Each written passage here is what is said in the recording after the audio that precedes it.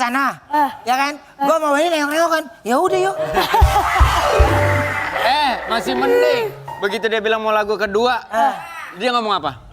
Jimmy Jeep standby katanya. Padahal maksud dia yang ini. Maksud gue yang ini. Ini apa namanya? Enhel. Enhel, gue lupa mulu. Jimmy Jeep standby. Ini Jimmy Jeep nih. Besok-besok Enhel juga itu dong di pojokan gitu. Tadinya ke sono. Nah, kalau dia joget siapa yang nyorot? Udah ya, kalau kamera itu asik. Oke. Asik. Mantap weh. Aduh, inilah. Ini asik. Judul hari ini. Sikat Bor, Judulnya Bor. adalah hidup tuh kadang ada aja ya plot twistnya.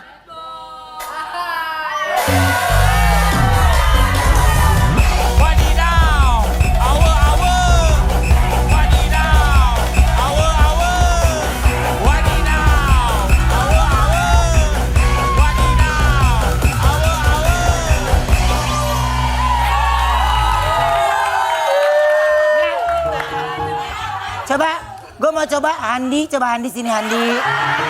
Coba. Iya, jangan nyuruh aja sini. Gua mau coba. Jangan nyuruh aja. Ayo. Jangan nyuruh aja lu. Handi. Ini. Gua mah ayo. Sini. Lagi hamil. Jangan dia lagi hamil. Dita jangan, Dita. Ya, Dita jangan. Oh, sama ini. Yang lagi hamil nggak boleh kan? Lu jangan. Dia nggak bunting nanti, dia nggak bunting. Gue mau itu manajer gue Neneng. Neneng. Neneng. Gugi. Sini manajer gue. Ayo sini. Neneng. Gugi. Coba kita mau ngeliat. Ya. Ayo Bu, situ. Coba Coba kita mau pada lihat. ketawa nonton enak Iya, nih. lu. Pada rasain. Ya. Sini Neng. Si Nah. Eno nyantai ya si Eno. Mana Eno? No Eno. Gak ada Eno kabur. Sini. Eno durasi. Eno. Nah ini. Nomor telepon yang ditunggu-tunggu tiap orang. Eno Talent. Cuma nyuruh Palanya doang. gini ya. Palanya Oke. Siap ya. Palanya geleng-geleng. 3, 2. Nggak usah, udah pada lihat. Musik. Wadidaw, awe. Wadidaw, awe. Wadidaw,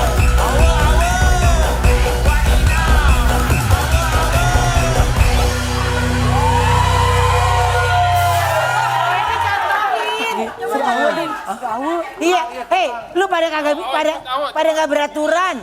Pada nggak beraturan mesti lu mesti ngikutin Wendy, lu contohin Wendy. Lu barengan weh. Wadidaw, awe. Wadidaw, awe. Wadidaw, awe.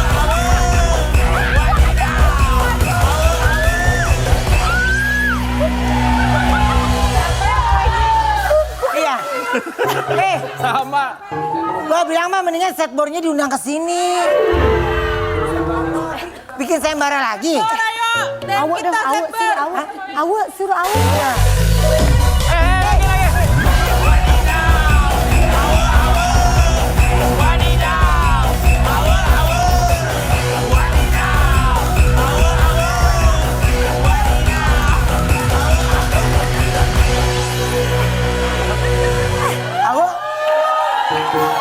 Awo kurang ajar dia ketawa nonton. Awo. Iya. Dia ketawain manajer gue tuh dari lu ya? Si Awo ya. Enggak. Udah, nanti kita undang ya. Setboard ke sini ya. Iya dong, undang dong. Oh, setboard. Dia sibuk, nggak dibalas. Ya nggak dibalas sama dia. Belum ya? Ya, nanti please. teman-temannya setboard nanti Lu kasih tahu. Setboard tolong. Lu yang DM. Abang setboard tolong dateng. Kalau abang nggak datang, saya terus yang disuruh ini. Lu aja Enggak, Wen. Tapi gua nggak kuat ya, lu geleng-geleng lu itu lu, Wen. lu aja DM Sama. dia. Iya, entar gue DM. Iya, DM. Dia aja DM. Padahal dia juga bisa DM. Tapi sekarang ini siang hari ini kita kedatangan pemain sinetron yang sedang mengalami hal yang tak terduga. Kita panggil ini dia, Thalita Curtis. Curtis.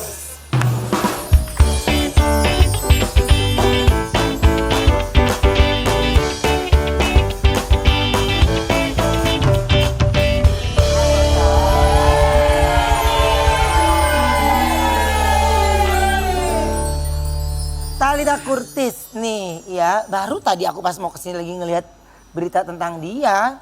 Ya, Thalita Curtis ini ratu FTV yang banting setir jadi penjual risol pinggir jalan. Aku punya tayangannya dulu. Paham, kaget. Thalita sebelumnya terima kasih sudah datang ke Brownies. Ya, terima kasih banyak. Thalita ini memang memulai karir di dunia entertain berarti dari umur berapa? Katanya masih abego banget ya. Masih dari kelas 6 SD umur 12 tahun. Umur 12 tahun. Sampai kamu berhenti di usia? Aku berhenti terakhir syuting itu 2021 akhir, kayaknya umur 20 ya, 20 tahun. Habis itu pandemi gitu. Abis itu pandemi ya. Oke. Nah, berarti di tahun berapa kamu merasa ini puncaknya karir gue nih? Aku ngerasa puncak karirnya aku banget tuh tahun 2019 sih. Awal aku dapat sinetron, dapat peran utama waktu itu, Nyi Roro Kidul di situ tuh. Itu mulai. Di situ mulai tawaran lebih banyak lagi. Iya, alhamdulillahnya ya. Oke, ya pokoknya nggak berhenti gitu di situ rezeki ya. Alhamdulillahnya ya. Banyak rezekinya. Nah, oke. Maaf banget, ini mungkin kan beritanya juga sudah viral, ya udah banyak. Ini awal viral tuh karena kamu posting apa sih? Sebenarnya kayak awal viralnya aku nggak tahu juga karena tiba-tiba viral gitu kan. Aku kayak udah posting video aku jualan di pinggir jalan segala macam. Dan emang cuma beberapa doang yang notice. Cuman mungkin karena konten yang tadi kayaknya deh yang mulai viral tuh. Yang tadi yang aku bikin kata-kata itu. Oke. Jadi di situ orang cari tahu, oh ternyata yang ini gitu ya. Ternyata gitu. Ternyata di komen tuh banyak yang ngomong kayak gitu. Oke, nah apa yang membuat kamu akhirnya berubah drastis tuh gara-gara apa? Berat badan ya? Ya, dari berat badan. Perubahan drastis berat badan tuh karena kalau faktor utamanya tuh karena mentally ya, karena mental health aku gitu kan. Aku kan ada depression yang parah karena aku punya masalah di keluarga saat itu. Jadi aku kenaikan berat badanku tuh karena aku tuh punya apa sih namanya kayak kelainan overeating ya. Jadi kalau stres tuh aku bisa makan 5-7 kali sehari gitu. Kayak gitu, terus aku juga mengonsumsi saat itu obat-obatan dari psikiater juga selama kurang lebih 2,5 tahun kayaknya.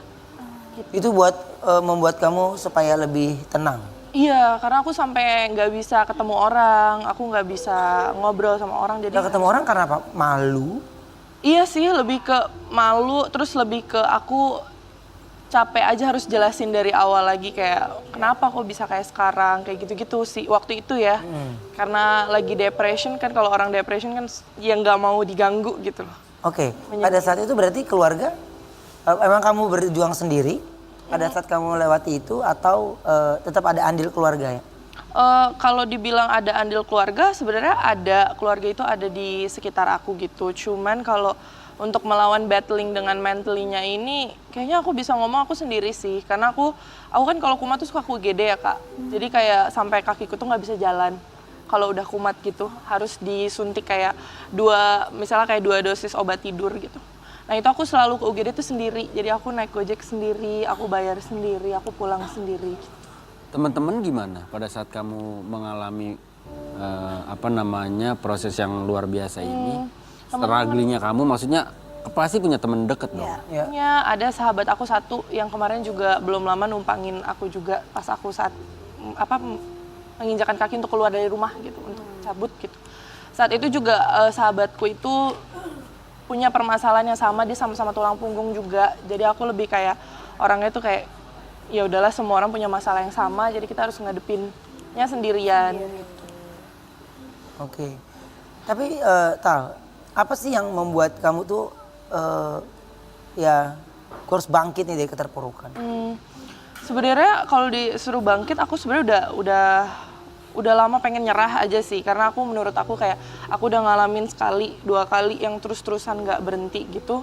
Kalau yang dibikin bangkit itu tante sama omku sih yang numpang, yang maksudnya yang tinggal bareng sama aku sekarang, yang saat itu mau mengambil aku untuk nggak numpang lagi sama sahabatku. Dia yang percaya bahwa tenang aja, it's okay, kamu pasti bisa ketawa lagi, kamu pasti bisa ketemu orang baru lagi, kamu pasti nggak bengong-bengong lagi kalau diajak ngomong, gitu. It's okay. Gitu. Oke, sampai berarti masalah internal tuh lebih dari keluarga? Dari keluarga. Yang membuat kamu tidak bisa melakukan apa-apa, akhirnya menekan diri sendiri dan depresi? Iya, gitu ya? Yes, bener. Oke, ya akhirnya larinya ke makan. Iya, aku overeating parah sih. Setelah berita ini viral, apa dari reaksi keluarga? Especially mama justru marah besar sih mama. Mama justru marah Justru yang lebih kayak sekarang beritanya viral di mana-mana. Sekarang mama jadi dihujat, mama selalu ditanya orang tuanya kemana segala macam bla bla bla. Kalau pilihan itu kan aku nggak bisa ngontrol ya netizen mau ngomong apa. Mungkin dia ngelihat kayak kamu selama ini bikin video sendirian di rumah petakan, jualan di pinggir jalan tapi nggak ada sosok orang tua nih. Gitu. Kemana? Gitu. Ya iya keadaannya memang tidak ada orang tua sama sekali ataupun keluarga besar dari pihak mama ya yang merangkul gitu. Even pas aku keluar rumah tidak ada satupun yang nanya keberadaanku gimana. Padahal saat itu aku nggak bawa uang sama sekali. Aku cuman bawa kayak handphoneku sama motor sama dua setel baju. Kenapa kamu memilih Kenapa kamu memilih keluar rumah? Sebelumnya ada pertikaian yang kuat. Iya, karena aku 2020 itu aku punya berantem besar sama nyokap juga. Di situ yang memulai untuk hubungan kita tuh udah nggak bisa dibenerin lagi lah gitu. Kalau yang terakhir kali sih faktor utamanya karena aku gagal nikah juga kan di 2023. Okay. Jadi keluarga tuh lebih kayak Kak, di pernikahan ini tuh ada andil uang yang diharapkan dari pihak keluargaku gitu. Jadi lebih kayak nggak jadi nikah yang kayak gimana sih, duitnya jadi nggak cair deh kayak gitu. Itu yang memutuskan untuk ya udah deh aku angkat kaki aja dari rumah. Sorry, 2019 kamu pergi sampai 2020. Aku pergi tuh 2023 mengangkatkan kaki dari rumah. Dari rumah. Jadi kamu sebenarnya yang men-trigger kamu pergi dari rumah itu karena gak jadi nikah dan terus gagal nikah ini. Ada tekanan tersendiri. Iya, karena waktu itu kamu kayak ngerasa bersalah gitu. Enggak kan? Awalnya iya karena aku ngerasa kan mama cuma punya aku ya, anak satu-satunya gitu. Oke. Terus saat itu mama juga nggak bisa kerja, memang dari kecil aku yang membiayai lah gitu istilahnya kehidupan kita gitu. Sempat ngerasa bersalah, sempat ngerasa kasihan ya mama sama siapa ya gitu. Cuman saat itu aku yang aku pikirin juga, setelah aku pikir-pikir lagi kayak ya aku harus mikirin diri aku sendiri dulu sih. Yeah. Karena kalau aku mikirin dia juga kayaknya aku nggak bakal selamat nih. Kayak gitu. Oke, ya mungkin karena ada kepentingan atau keperluan ya. Iya. Oke, jadi berharap ada sedikit perubahan. Tapi ternyata tidak jadi, akhirnya seperti menghentikan semua angan-angan impian mereka sebenarnya, gitu ya. Iya. Oke, aku ada artikel dulu, coba kita lihat artikelnya. Dulu Ratu FTV, Thalita Curtis kini tidur di lantai kontrakan sempit. Posisi tinggal berarti kamu di daerah mana sekarang? Aku di Bogor, di daerah Bogor. Rumah mama? Nggak tahu mama di mana. Mama udah sama keluarganya juga, maksudnya sama kakak-kakaknya, sama ponakan-ponakannya. Aku nggak tahu sih mama sekarang di mana. Jadi sampai sekarang nggak ada komunikasi sama mama? Sempat ada komunikasi Kak, karena yang viral ini? Sebelumnya udah pernah komunikasi juga, cuman ya itu dijadiin dia tuh ngelihat aku sebagai musuh gitu, kayak berantem yang kayak kenapa ngebahas-bahas ini segala macam. Aku cuma nanya, misalnya kayak di mana, yang kenapa perlu tahu di mana, kayak gitu-gitu sih. Oke. Jadi itu kamu yang menghubungi mama duluan atau mama yang berusaha mencari kamu? Mama nggak ada usaha nyari sih Kak sebenarnya. Mama tuh memang dia yang menghubungi duluan saat aku ulang tahun. Dia ngucapin ulang tahun. Waktu aku ulang tahun 2023 kemarin. 2023. Iya. Berarti kamu tinggal di kontrakan sama siapa? Sama tante sama omku. Sama tante sama om. Ya, yang dari keluarga? Yang tadi udah diinfoin ya? Dari keluarga mama. Dari keluarga. Dari keluarga mama. Tapi bener nggak sih? Katanya kamu sampai nggak punya lemari pakaian. Iya, bener banget. Aku lemari bajuku tuh dari kayu. Jadi kalau kakak tahu orang kalau jualan buah suka bawa-bawa pakai kayu. Ini bukan? Iya bener, ini aku pakai kayu terus pakai kardus gitu. Jadi kayak disanggah pakai itulah.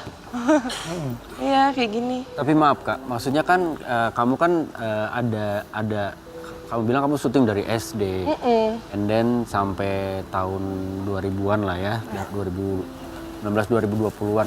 Nah, kan hasilnya kan pasti ada dong. Itu memang sama sekali. Itu pertanyaan terbesar juga sih sampai sekarang, kayak masa syuting capek-capek dari kecil gak ada hasilnya sama sekali gitu ya. Aku selalu bilangnya, karena aku baru pegang ATM aja di 2020 Kak. Aku baru punya ATM tuh di 18 atau 19 tahun aku baru punya. Aku baru ngerti, maksudnya kayak setiap syuting FTV, aku kan dikasih 1 juta dan 1 juta itu nggak boleh ditabung. kayak ya harus dihabisin saat hari itu juga gitu. Aku nggak ngerti kenapa juga alasannya. Mungkin takut kali ya kalau aku udah nabung aku bakal ninggalin dia atau segala macem dengan segala pergaulan anak-anak ini kan, anak-anak muda. Dibilang hasilnya kemana nggak tahu Kak, jujur, karena semua yang ngurus keuanganku, yang tanda tangan dari aku syuting dari kecil tuh mamaku sendiri. Oke. Tal, Yes. ini sebenarnya penting ketika kita berbicara tentang parenting ya, tentang parenting. Dan kalau aku bilang dalam kondisi yang sekarang ini ketika beritanya viral justru malah tidak membuat mereka lebih adem dan lebih tenang atau membaik, justru malah kembali mempertanyakan kenapa. Nah itu yang aku bilang, sepertinya menurutku, sepertinya masing-masing punya luka. Ya, masing-masing punya luka. Jadi kalau sekarang dipaksakan pun, jika tidak ada yang memberikan informasi yang baik, pasti juga tetap akan memanas. Nah jadi harus ada di lingkungan yang tidak mengompori, tidak memanasi, tapi memberikan informasi yang baik. Yang paling mengerikan dalam hidup itu adalah kanan kiri yang hobinya memanas-manasi, ya terus akhirnya terus terpancing, lukanya belum sembuh. Jadi Tal, kalau aku bilang kayaknya kamu harus berdamai dulu, ya, berdamai dulu. Jadi Tal nggak ada lagi pertanyaan ke mama, kenapa gue diginiin, kenapa gue gini. Jadi ketika bertemu sudah sama-sama saling memaafkan dulu. Itu yang paling penting sih kayaknya. Iya, bener. Sayang loh sebenarnya kamu anak satu-satunya kan. Jadi mudah-mudahan siapa tahu mama nonton. Ya mungkin bisa dimulai dari mama yang untuk bisa membuka hatinya untuk tahu ya. Iya. Oke, aku ada artikel dulu, coba kita lihat artikelnya. Alami kenaikan berat badan, Thalita utamakan kesehatan mentalnya. Jadi maaf banget, naiknya berarti berapa kilo? Naiknya aku kayaknya bisa 35 kilo atau 40 ya dalam waktu 3 tahun. 3 tahun. Ya ini cerita hidup sebenarnya ya. Iya sebenarnya. Oke. Tapi katanya sekarang kamu udah mulai diet gitu. Iya, alhamdulillah aku udah mulai diet. Aku terberatku itu kemarin 115. Aku sempat nyentuh 115, sekarang udah turun ke 93, 94. Gitu. Oh. Ini Udah ada proses diet lagi perbandingan ya. Iya, lagi foto yang dulu dan sekarang ya. Oke, Tal.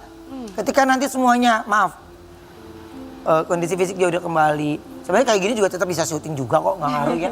Cuman karena kamu ingin mencoba move dan kembali lagi, gitu ya.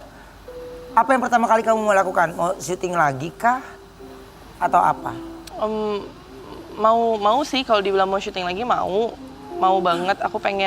Aku merasa aku ternyata enjoyment juga ya untuk syuting gitu, kayak aku suka ngulik karakter baru, aku suka kenalan sama orang-orang baru gitu. Jadi kalau dibilang mau syuting lagi mau sih sebenarnya.